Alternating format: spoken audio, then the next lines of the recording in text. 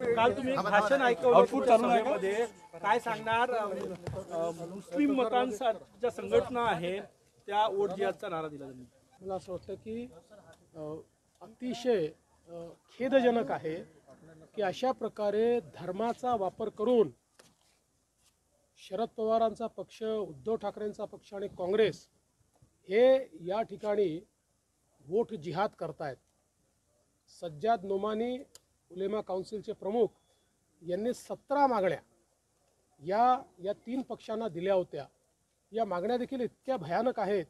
10% आरक्षण मुस्लिमांना द्या. 2012 ते 2024 महाराष्ट्रात जेवढे दंगे झाले त्या दंग्यांमध्ये जेवढे मुस्लिम आरोपी आहेत त्यांच्यावरच्या केसेस सगळ्या परत घेऊन टाका. RSS वर बंदी लावा. अशा प्रकारच्या 17 मागण्या त्यांनी दिल्या आणि या पक्षांनी त्यांना बकायदा पत्र देऊन त्या मागण्या आम्ही मान्य करू असं या ठिकाणी सांगितलेलं आहे.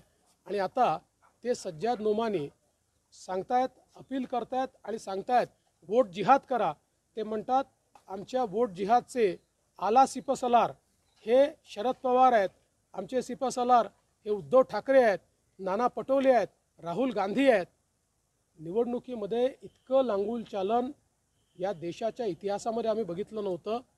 एक प्रकारे केवळ पोलरायझेशन करण्याकरता, अल्पसंख्याक मतं मिळवण्याकरता अशा प्रकारे जर या ठिकाणी हा विरोधी पक्ष महाविकास आघाडी काम करत असेल तर त्याच्या विरुद्ध आपल्याला निश्चितपणे सगळ्यांना एक व्हावंच लागेल. आणि मग जर तुम्हाला वाटतंय की मुठभर मतांवर तुम्ही निवडून येऊ शकता तर मग जे बहुसंख्य मतं आहेत त्या बहुसंख्य मतांना देखील पुनर्विचार करावा लागेल, एक यावं लागेल.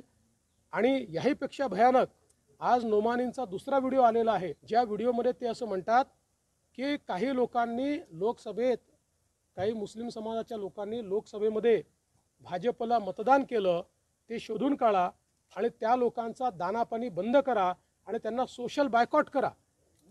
आणि हे स्वतःला सेक्युलर म्हणवणारे लोक आज त्याबद्दल एक शब्दही बोलत नाही.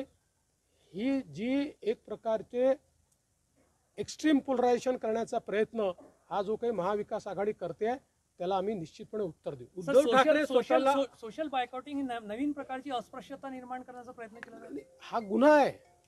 तुम्हाला कोणाला सोशल बायकॉट करता येत नाही, हा गुन्हाच आहे. म्हणूनच किरीट सोमय्यांनी आता त्या संदर्भात एक इलेक्शन कमिशनकडे तक्रार देखील केलेली आहे. ते एक है तो सेफ आहे जे म्हणत होते ती भीती आता खरी ठरते का या सगळ्या दिसतच आहे. म्हणजे प्रधानमंत्री महोदयांनी जे सांगितलं की आपल्याला एक राहावं लागेल, एक है तो सेफ आहे.